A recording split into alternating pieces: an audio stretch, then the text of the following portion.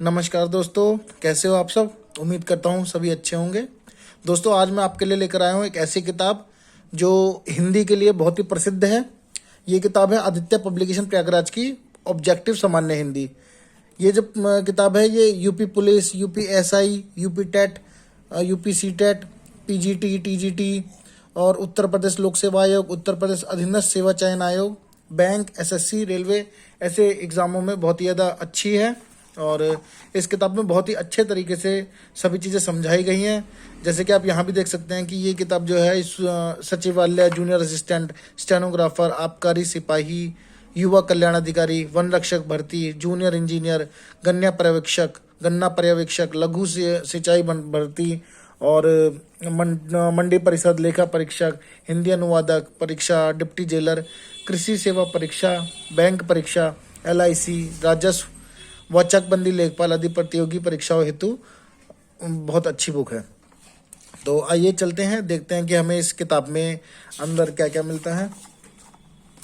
तो अनुक्रम के हिसाब से देखा जाए तो इस किताब में हमें हिंदी वर्णमाला, विराम चिन्ह, वर्तनी, संधि, समास, तत्सम एवं तद्भव, देशज, विदेशज, विलोम, पर्यायवाची, अनेक शब्दों के लिए एक शब्द, अनेकार्थी, समानार्थी एवं शब्दार्थ और आपका मुहावरे, लोकोक्तियाँ, संज्ञा, सर्वनाम, लिंग, वचन, कारक, विशेषण, विशेष्य, क्रिया, काल, वाच्य, अपव्यय, उपसर्ग, प्रत्यय, वाक्य रचना और भाषा विज्ञान, रस, अलंकार, छंद, रिक्त स्थानों की पूर्ति, सभी कुछ लगभग मिलता है।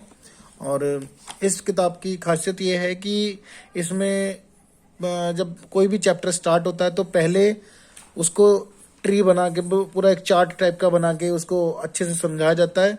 और उसको समझाने के बाद जब वो चैप्टर कंप्लीट हो जाता है तो लास्ट में उसके उस चैप्टर से रिलेटेड सारे क्वेश्चन जो पूर्व में हुए एग्जामों में पूछे गए हैं उनके हिसाब से सन के अनुसार यहाँ पे लास्ट में मेंशन, जिनसे कि आप अपनी प्रैक्टिस भी कर सकते हैं। जैसे देखिए यहाँ पे है कि हिंदी वर्णमाला व विराम चिन्ह कैसे कहाँ यूज़ होता है।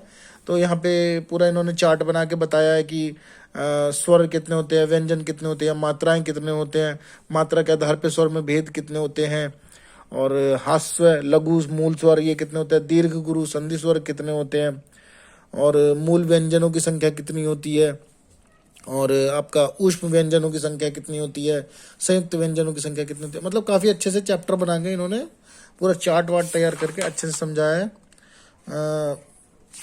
ये चलते हैं लास्ट में, इसमें देखते हैं कि इसमें आपको कैसे क्वेश्चन दे रखे हैं।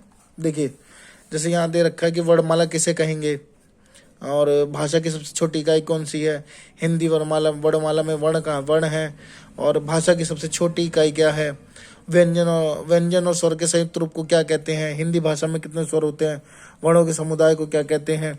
तो इनका यहाँ पे साथ में मेंशन है कि ये जो एग्ज़ाम है, मतलब ये जो क्वेश्चन है ये किस एग्ज़ाम में किस सन में आए थे। और इन क्वेश्चनों की संख्या काफ़ी अच्छी है, ऐसा नहीं है कि कम है, बहुत अच्छी मात्रा में यहाँ पे क्वेश्चन दिए गए हैं।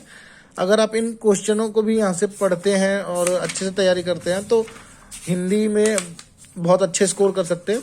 और हमको कहीं से भी ना हिंदी को मतलब कम नहीं समझना चाहिए, हिंदी में भी आप काफ़ी अच्छे नंबर खींच के ला सकते हैं। तो आपको काफ़ी आसानी होगी अपने नंबर यहाँ पे स्कोर बढ़ाने में। देखिए जैसे अब ये आ गया वर्तनी चैप्टर। अब हम वर्तनी चैप्टर में जाएंगे तो वर्तनी में हम देख सकते हैं कि भाई ये देखिए यहाँ पे लिखा है कि आबकारी सिपाही सेकंड शिफ्ट एग्जाम 2016 में ये आए थे कि शुद्ध अशुद्ध वाक्य कहने को तो बहुत छोटी सी चीज़ है, लेकिन बारीकी इतनी होती है कि इंसान कहीं ना कहीं गलती कर ही देता है। तो इनकी अगर आप अच्छे से तैयारी करेंगे तो डेफिनेटली क्या ना, चीज़ छोटी है लेकिन आपको बहुत ज़्यादा हेल्प करेगी अच्छे नंबर सेव करने में, स्कोर करने में। देखिए जो आ गया वर्तनी से रिलेटेड क्वेश्चन। निम्नलिखित वाक्य में रुको मैं जूम कर देता हूँ। निम्नलिखित वाक्य में मोटे छपे शब्दों की शुद्ध वर्तनी कौन सी है। जैसे अत्यधिक, व्यस्तता से जीवन में निरस्ता आ जाती है। तो अत्यधिक है, अत्यधिक है या अत्यधिक है। तो इसका आंसर हो गया ए, अत्यधिक।